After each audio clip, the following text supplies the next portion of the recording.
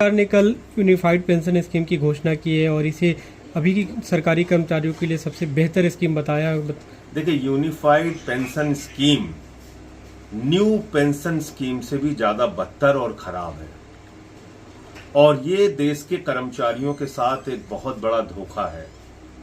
और इस pension scheme से आपने देश के अर्धसैनिक बलों को निकालकर बाहर कर दिया। वो इस दायरे में नहीं आएंगे। देश के पैरामिलिट्री फोर्सेस इस दायरे में नहीं आएंगे क्योंकि उनकी 25 साल की सर्विस होती ही नहीं। तो जब उनकी 25 साल की नौकरी होगी तभी आप यूनिफाइड पेंशन स्कीम का लाभ उनको देंगे, वरना 10,000 रुपए की पेंशन उनको मिलेगी। दूसरी बात इसमें क्या है कि जब से आपने अपनी नौकरी शुरू की, मान लीजिए आपने 40 साल नौकरी की, तो हर महीने आपका 10% सैलरी से कटेगा पेंशन के नाम पे और उसके बाद पूरा पैसा सरकार अपने पास रख लेगी। मान लीजिए 1 लाख की सैलरी है, 40 साल आपने नौकरी की, कभी 2 लाख होगी सैलरी आगे बढ़ के आपकी, कभी 3 लाख होगी। जितना पैसा आता है 10% के हिसाब से वो पूरा का पूरा पैसा सरकार रख लेगी अपने पास।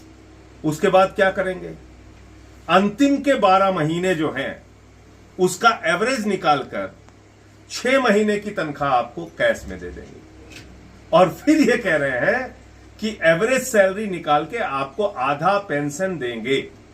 पहले तो आपने एक बहुत बड़ा अमाउंट कर्मचारियों का मार लिया, लाखों रुपए जो अपनी पूरी जिंदगी में उनकी 10% कटौती के नाम पे इकट्ठा होगा।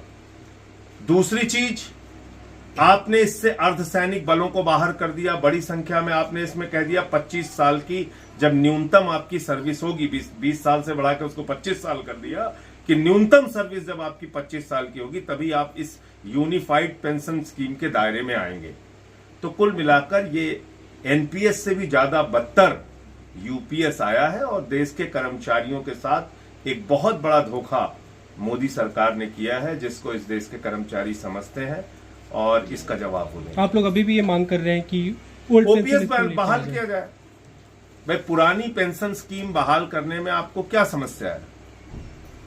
आप ओपीएस बहाल कीजिए और उसमें जो सर्विस का टाइम पीरियड है पेंशन के लिए वो 20 साल है, वो 20 साल रखिए आप। आपने बढ़ा के 25 साल कर दिया, पैरामिलिट्री फोर्सेस तो बाहर हो जाएंगे ना इससे। जी, एक दूसरा बड़ा मुद्दा भी